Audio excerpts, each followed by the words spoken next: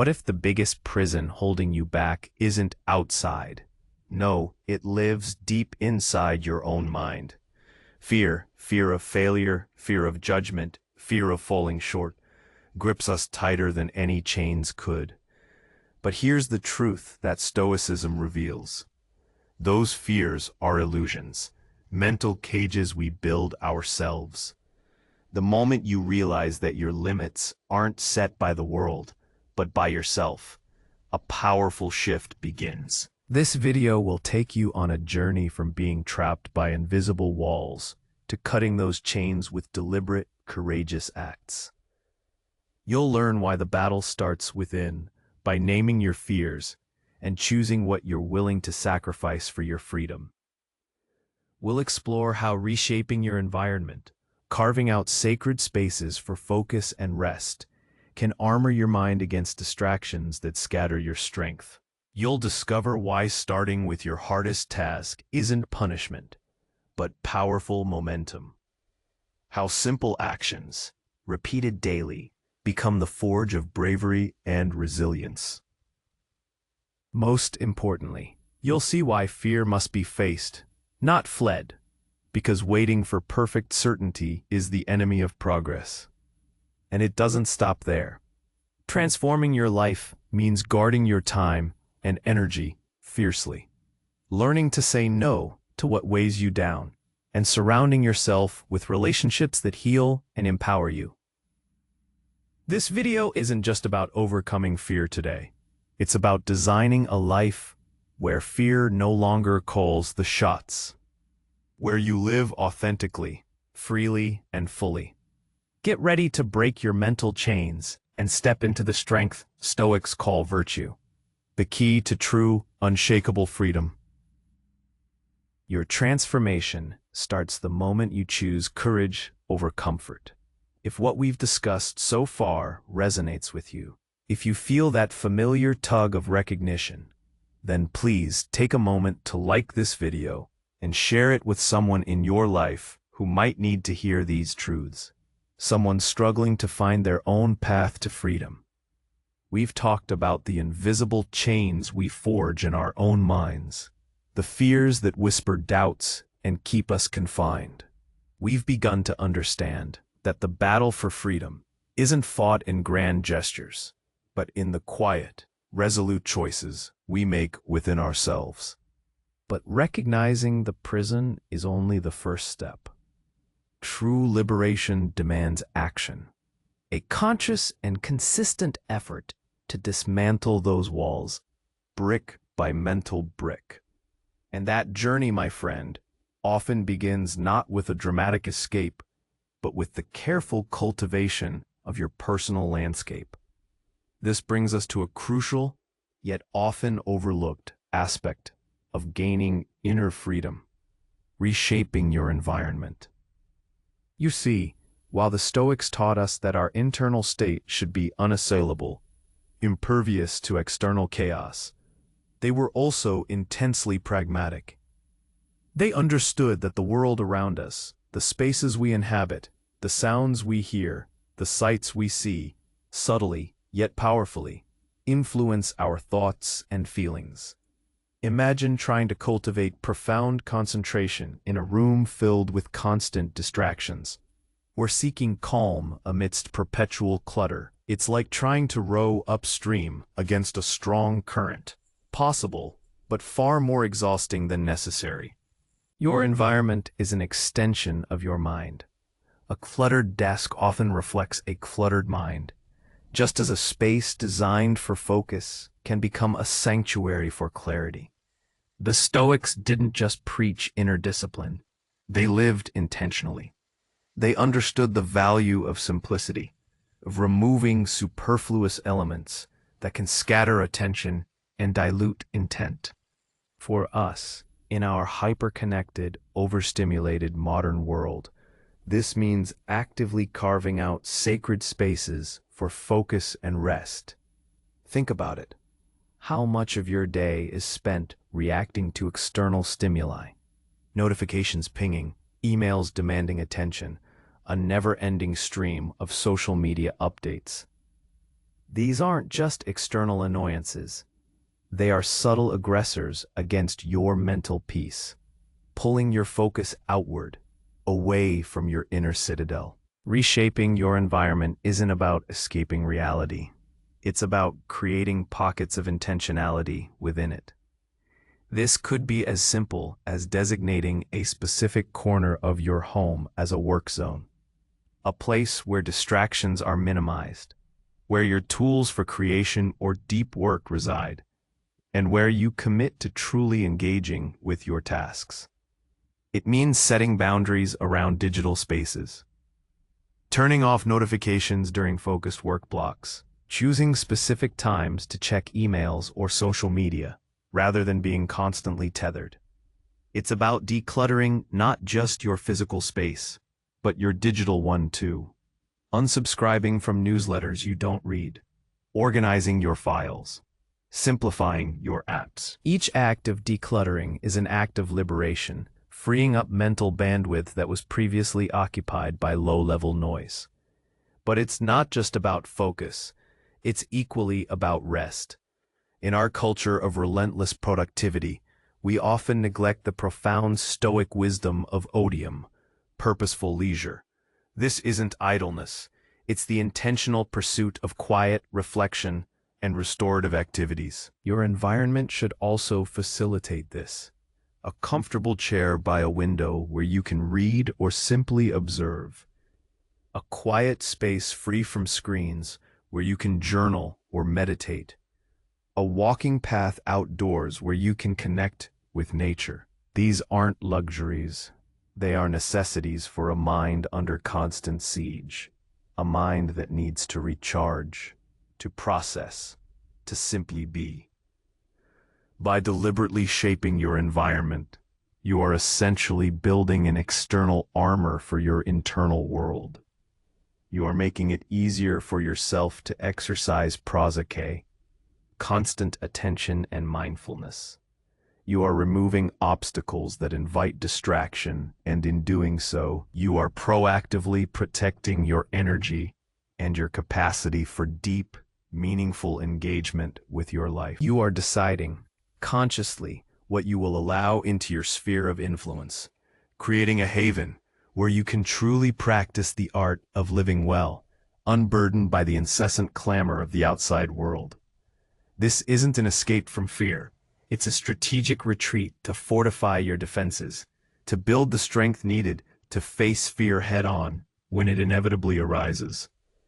Once your mental space is fortified and your environment is aligned with your intentions, the next step towards true freedom from fear is about confronting inertia itself. Starting with your hardest task. We all know the feeling. There's that one big, looming task.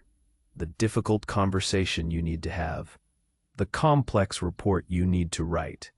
The challenging workout you've been putting off.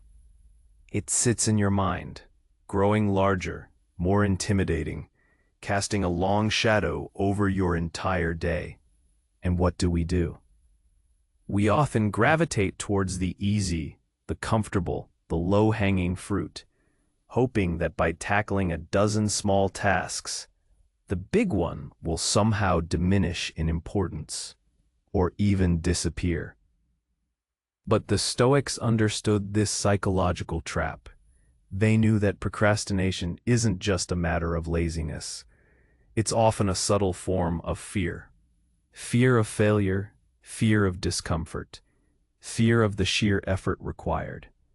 This unspoken dread, the weight of that unaddressed difficult task, actually consumes more energy than the task itself. It's a constant background process, a nagging whisper that saps your focus and diminishes your present moment joy. The Stoic antidote: confront it directly. Start with the hardest task. Seneca, in his letters, often speaks about the importance of embracing discomfort, of deliberately choosing the harder path when it serves a greater good. This isn't about self-punishment. It's about strategically leveraging momentum and psychological liberation. When you tackle the most daunting challenge first thing in your day, or even within a focused block of time, something profound happens. The mountain you dreaded shrinks. The fear, the anxiety, the internal resistance dissipates, replaced by a surge of accomplishment and relief. Imagine the feeling of crossing that major item off your list. The rest of your day suddenly feels lighter, more open, infused with a quiet confidence. This isn't just a productivity hack. It's a profound act of self-mastery. You are demonstrating to yourself that you are not beholden to your fears or your comfort-seeking impulses. You are choosing courage. You are choosing to act despite the discomfort, and in doing so, you are strengthening your internal resolve. This practice builds resilience, not just against that specific, hard task, but against all future challenges. It trains your mind to see difficulty not as an insurmountable barrier, but as an opportunity for growth, a chance to flex your virtue. It's a practical application of amor fati, the love of fate, embracing even the difficult aspects of your journey, knowing they are part of what shapes you into a more robust and capable individual. By eating the frog first, you are not just getting something done, you are forging a stronger, freer version of yourself, one day, one difficult task at a time. And this leads us perfectly to the next cornerstone of building an unshakable, fear-resistant life. How simple actions, repeated daily, become the forge of bravery and resilience. In our modern quest for instant gratification and dramatic transformation, we often overlook the quiet, profound power of consistency. We look for grand, sweeping gestures, the single act that will change everything, rather than understanding that true change is an accumulation of countless small, deliberate choices. The Stoics were master proponents of this idea. They knew that virtue, courage, wisdom, justice, temperance isn't something you're born with or acquire in a flash of insight. It's built, day by day, through practice. It's like an athlete training for a marathon. They don't wake up one morning and run 26 miles. They build their endurance through consistent daily runs, gradually increasing their distance and intensity. Similarly, bravery isn't summoned only in moments of extreme peril. It's cultivated in the everyday choices to face minor discomforts, to speak your truth, to act with integrity even when it's inconvenient. Think about the simple actions that, if repeated daily, could fundamentally shift your internal landscape. A few minutes of quiet reflection or meditation each morning, anchoring yourself before the day's chaos begins. Reading a single page of a philosophical text, allowing profound ideas to slowly seep into your consciousness. A brief walk outside, connecting with the natural world and practicing mindfulness. A moment of deliberate gratitude, acknowledging the good in your life, no matter how small. A commitment to speaking kindly, even when provoked. These are not heroic deeds, but their cumulative effect is nothing short of transformative. Each time you choose to do that small beneficial action, even when you don't feel like it, you are casting a vote for the person you want to become. You are building mental muscle. You are strengthening your self-discipline, your ability to act in accordance with your values rather than your impulses. And this, precisely this, is where bravery and resilience are forged. Bravery isn't the absence of fear. It's the willingness to act despite fear. And by consistently engaging in small, virtuous actions, you are practicing that willingness. You are training yourself to choose the harder right over the easier wrong, to prioritize long-term well-being over short-term comfort. These daily repetitions create powerful neural pathways. They solidify good habits until they become almost automatic. They reduce the mental friction of decision-making, allowing you to move with greater ease and purpose. The quiet strength gained from these simple, consistent actions becomes your bedrock, your unshakable foundation when the inevitable storms of life arrive.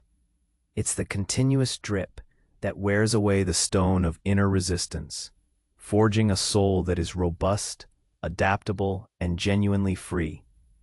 Don't underestimate the power of the incremental. It is the most reliable path to profound and lasting transformation. Now, let's dive deeper into the core of our discussion. Why fear must be faced, not fled, because waiting for perfect certainty is the enemy of progress. This is perhaps the most challenging and liberating insight Stoicism offers us. Our natural instinct, hardwired by evolution, is to avoid discomfort, to retreat from perceived threats. When fear arises, whether it's the fear of public speaking, the fear of starting a new venture, or the fear of a difficult conversation, our immediate impulse is to seek refuge, to delay, to find any excuse to avoid the precipice. But what happens when we flee? The fear doesn't disappear.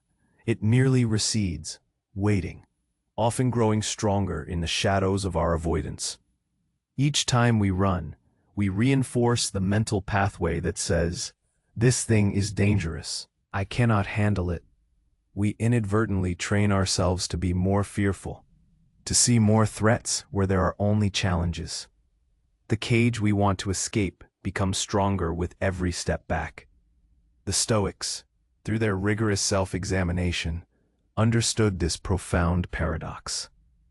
They knew that true freedom doesn't come from a life devoid of fear, but from a life where you have mastered your response to it. This mastery is cultivated through facing fear. It's not about being reckless or foolish.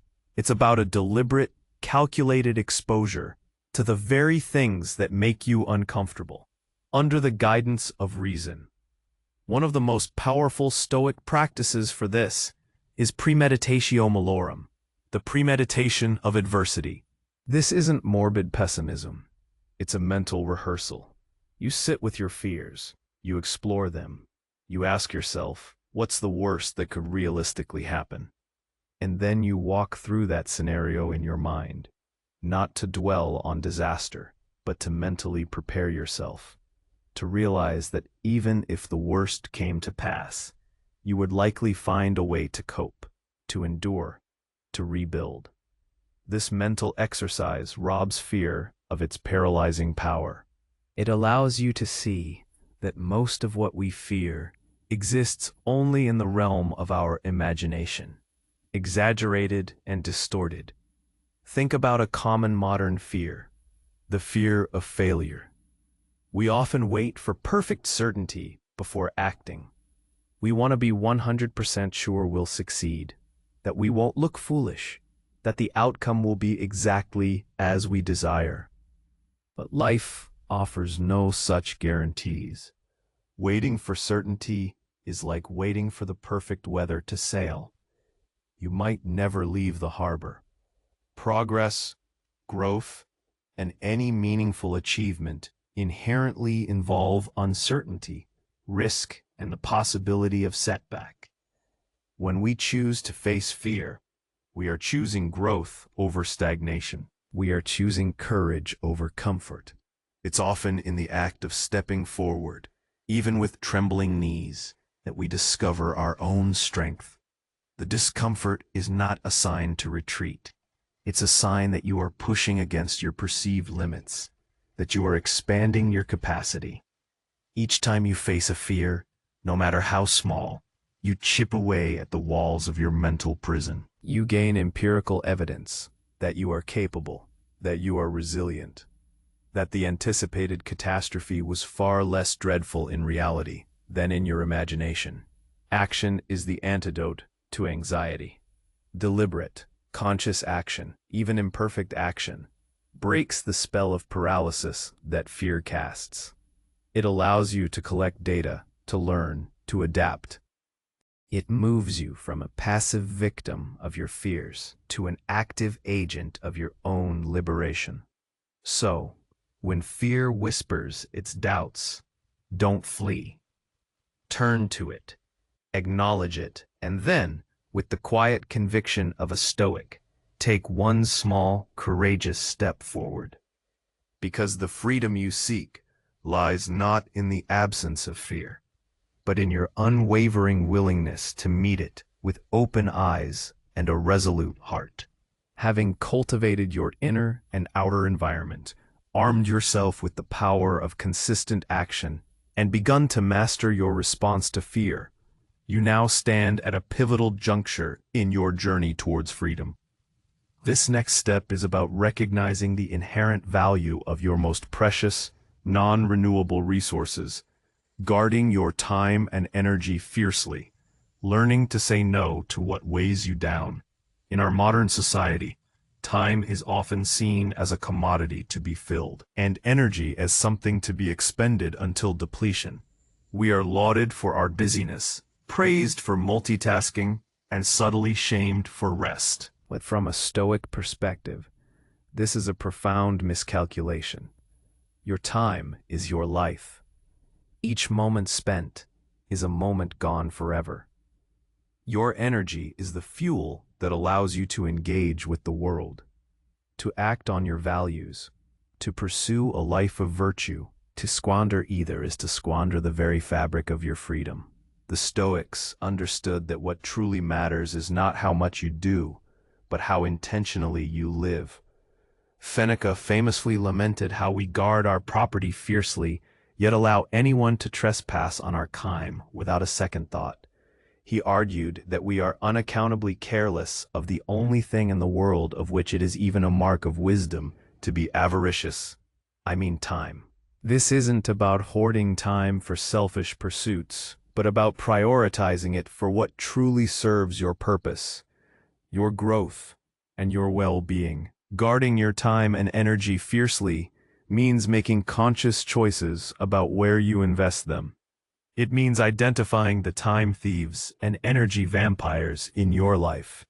These might be excessive screen time, endless scrolling on social media, unproductive meetings, commitments you took on out of obligation rather than genuine desire, or even people who drain you without offering reciprocal support. The most potent weapon in this defense is the simple yet revolutionary act of learning to say no.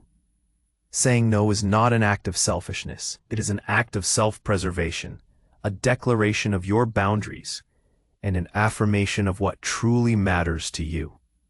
When you say no to something that doesn't align with your values, your priorities, or your need for rest, you are saying yes to something far more important: your mental clarity, your ability to focus on what truly contributes to your virtuous life, and ultimately, your freedom. Consider the weight of obligation.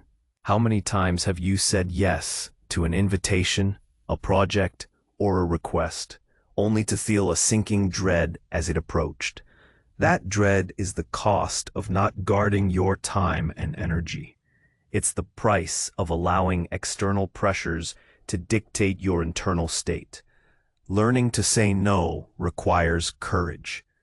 The courage to disappoint others, the courage to stand firm against expectations, the courage to prioritize your own well-being.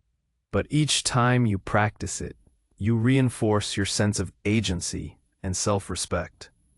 This isn't about becoming a recluse or an unhelpful individual. It's about discernment. It's about understanding that you have a finite reservoir of energy and a finite number of hours in the day. By carefully choosing where you allocate these precious resources, you ensure that they are directed towards actions that bring meaning, growth, and genuine connection, rather than being dissipated by 1,000 trivial demands. You are actively designing a life where you are the master of your schedule, not its servant. You are reclaiming your sovereignty, one thoughtful no at a time.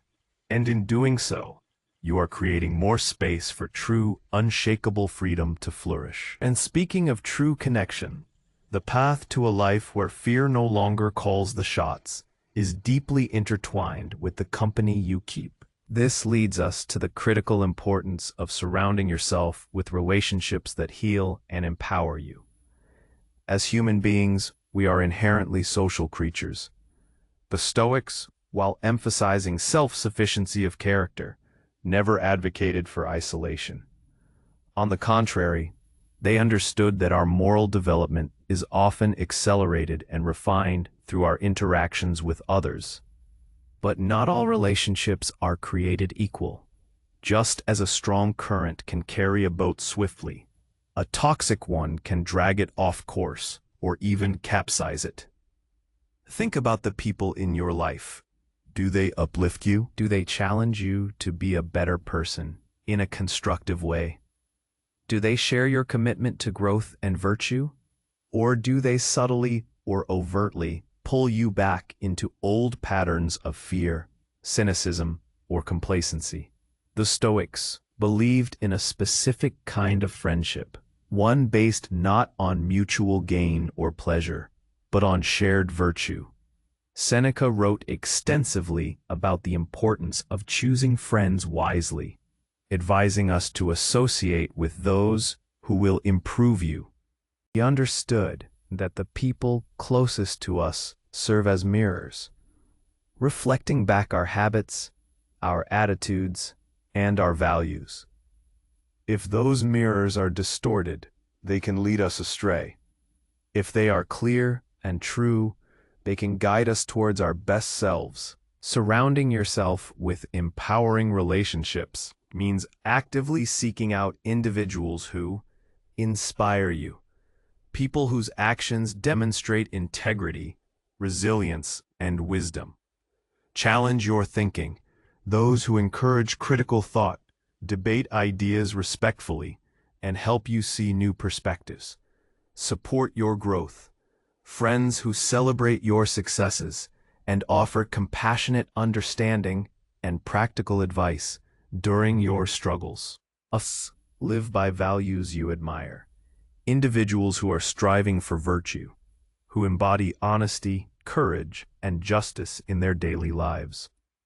Respect your boundaries, people who understand and honor your need for focus, rest, and personal time without making you feel guilty.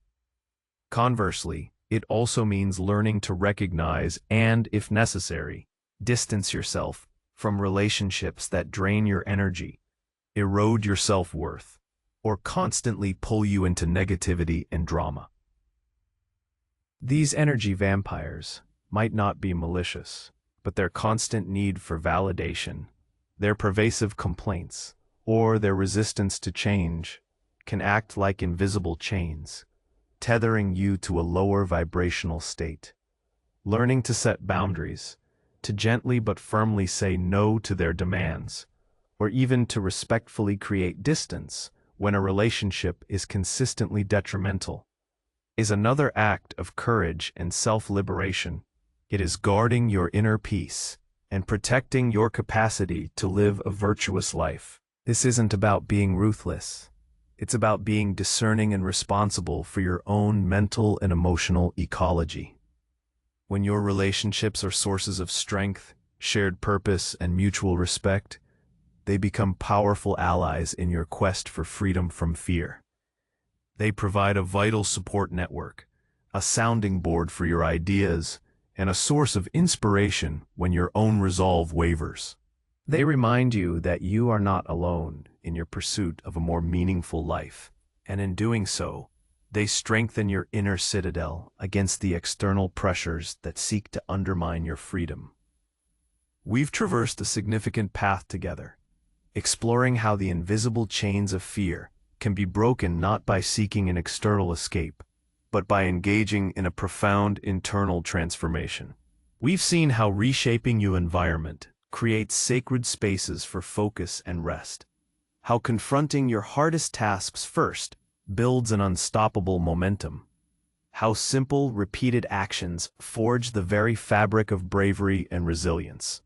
We face the uncomfortable truth that fear must be met head-on, not fled. And how guarding your time and energy fiercely, along with cultivating empowering relationships, acts as the ultimate defense against a chaotic world. This journey is not about eradicating fear entirely. That would be a fool's errand. Fear in its purest form is a natural human response, a signal. But we are learning to distinguish between prudent caution and paralyzing anxiety. We are designing a life where fear no longer calls the shots, where it is a messenger, not a master. This is about living authentically, freely, and fully, the very essence of what the Stoics called eudaimonia, human flourishing, a life lived in accordance with virtue. The ultimate freedom isn't found in external circumstances or the absence of challenges. It's an internal state, an unshakable resolve to choose your response to whatever life throws your way. It is the profound realization that while you cannot control external events, you always have dominion over your judgments, your desires, your aversions, and your actions. This is where true, unshakable freedom resides. This is the strength Stoics call virtue, the key to breaking free from every mental chain and stepping into your full, courageous potential. As Epictetus wisely observed, freedom is not procured by a full enjoyment of what is desired, but by controlling the desire itself. Consider this. Where in your life are you still waiting for certainty before you act? What small, courageous step could you take today, right now, to face a fear, to reclaim a piece of your time, or to strengthen a truly empowering relationship? The transformation begins not tomorrow, but the moment you consciously choose courage over comfort and step with unwavering resolve into the architect of your own freedom. If this journey has resonated with you, if it sparked a new understanding or a renewed sense of purpose, please consider subscribing to the channel for more insights on practical Stoicism. And I invite you to share your thoughts in the comments below. What mental chain are you ready to break today? Your reflections enrich us all.